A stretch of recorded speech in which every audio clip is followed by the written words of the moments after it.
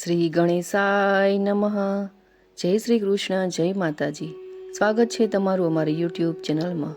મિત્રો, આજના આ વિડીયોમાં આપણે જોઈશું શાકંભરી નવરાત્રિ ક્યારથી શરૂ થાય છે અને તેના મહિમા અને કથા વિશે, તથા આ નવરાત્રિ પોષ મહિનાની સુદ પક્ષની અષ્ટમી તિથિથી પૂર્ણિમા સુધી શાકંભરી નવરાત્રિ પર્વ ઉજવાય છે. આપને જો આ વિડીયો પસંદ આવે તો વિડીયોને લાઈક કરજો, શેર કરજો અને આપ જો અમારી ચેનલ ઉપર નવા હોવ તો અમારી ચેનલને સબસ્ક્રાઈબ જરૂરથી કરજો. ધન્યવાદ. વર્ષભરમાં મુખ્યત્વે 4 નવરાત્રિ આવે છે, જેમાં મહા, ચૈત્ર, અષાઢ અને આસો એમ 4 પવિત્ર મહિનામાં સુદ એકમથી સુદ નોમ સુધી નવરાત્રિ પર્વ મનાવવામાં આવે છે.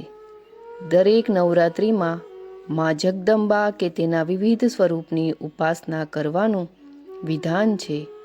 મૂળ તો નવરાત્રિમાં શક્તિ પૂજાનું મહાત્મય છે. હવે શાકંભરી નવરાત્રિનું પર્વ આવવાનું છે, જે શરૂ થાય છે 7 જાન્યુઆરી 2025, એટલે કે પોષ સુદ આઠમ અને મંગળવારથી શરૂ થાય છે. તો જોઈએ આપણે શાકંભરી નવરાત્રિ પર્વ વિશે.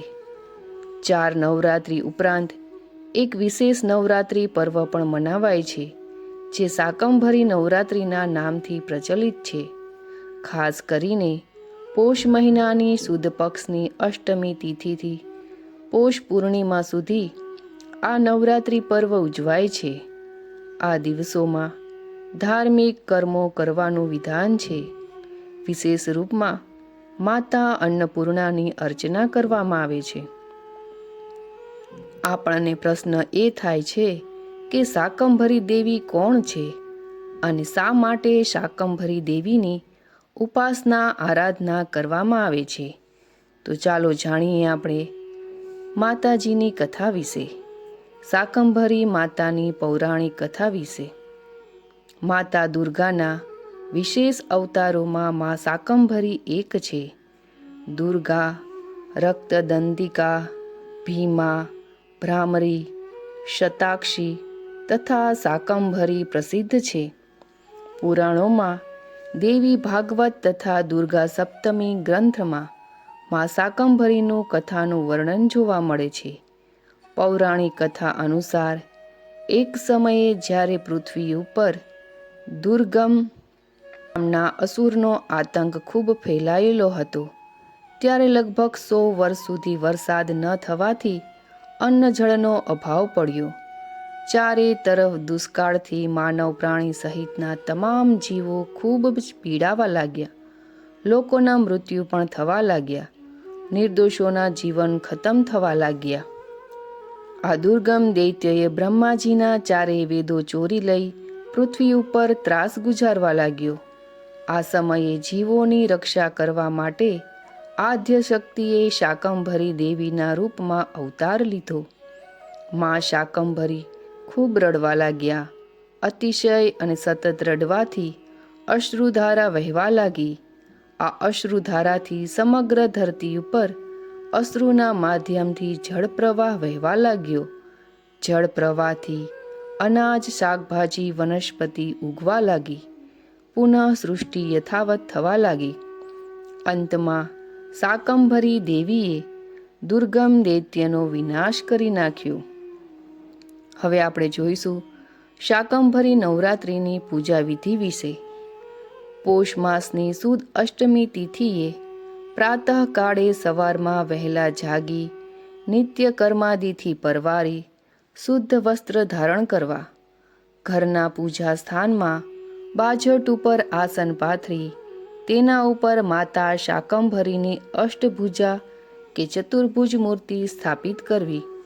શક્ય ન હોય તો તસવીર પણ પધરાવી શકાય. બાજર સ્થાપન ઉપર કુંભ અને શ્રીફળ સ્થાપન પણ કરી શકાય. આસપાસ પૂજા સ્થાનમાં ગંગાજળ, સમુદ્ર જળનો છંટકાવ કરીને આસપાસની ભૂમિ પવિત્ર બનાવવી.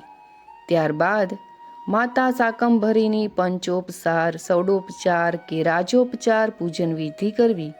પૂજન વિધિમાં તાજા અને ઉત્તમ ગુણવત્તાવાળા ફળફળાદી શાકભાજી, ઋતુ મુજબના ફળો વગેરે માતા શાકંભરીને અર્પણ કરવા, પરિવાર સહિત પૂજામાં બેસીને માની આરતી કરવી, ત્યારબાદ મંત્ર પુષ્પાંજલિ અર્પણ કરીને પરિવારની સુખાકારી માટે સૌએ 2 હાથ જોડી માતા પાસે પ્રાર્થના કરવી.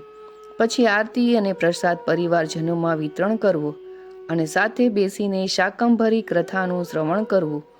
આ રીતે પૂર્ણિમા સુધી નવરાત્રિમાં દરરોજ પૂજા આરાધના કરવાનું વિધાન છે.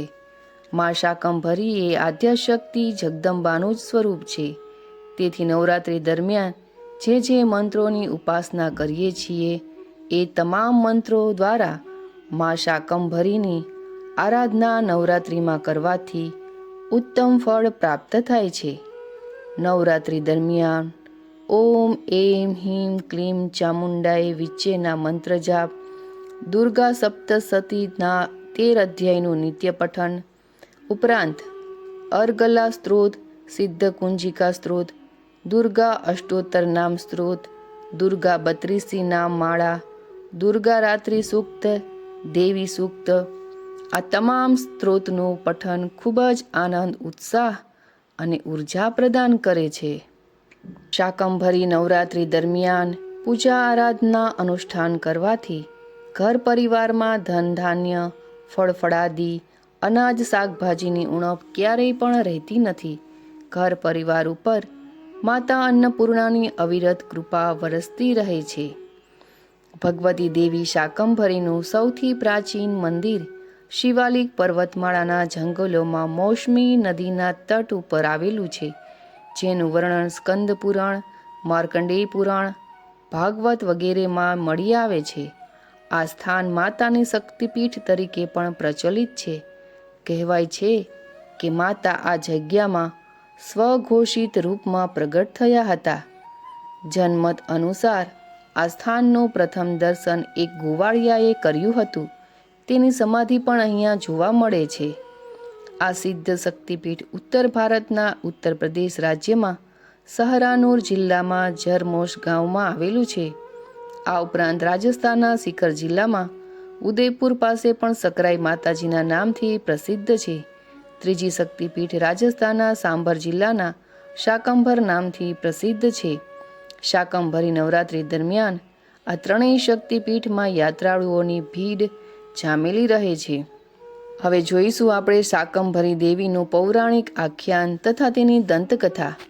મહાભારતના વન પર્વમાં કથા છે તે મુજબ દેવીએ શિવાલિક પહાડોમાં 100 વર્ષો સુધી આકરી તપસ્યા કરી. અંતરાલમાં માત્ર એકવાર શાકાહારી ભોજન કરતા હતા. માત્ર શાકભાજી ખાઈને તપ કર્યું હતું. આ કીર્તિ સાંભળીને ભારત વર્ષના ઋષિમુનિઓ તેમના દર્શન કરવા પધાર્યા.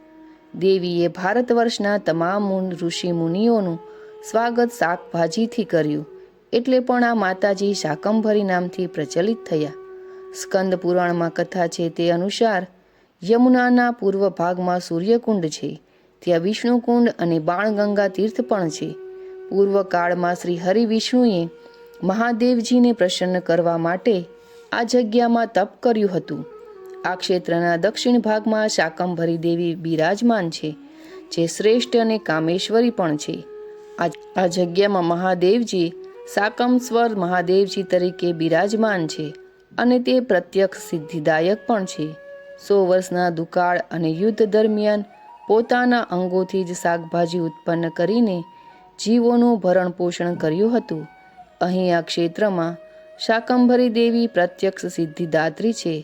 દર્શન માત્રથી જન્મો જન્મના તમામ પાપ નાશ થઈ જાય છે.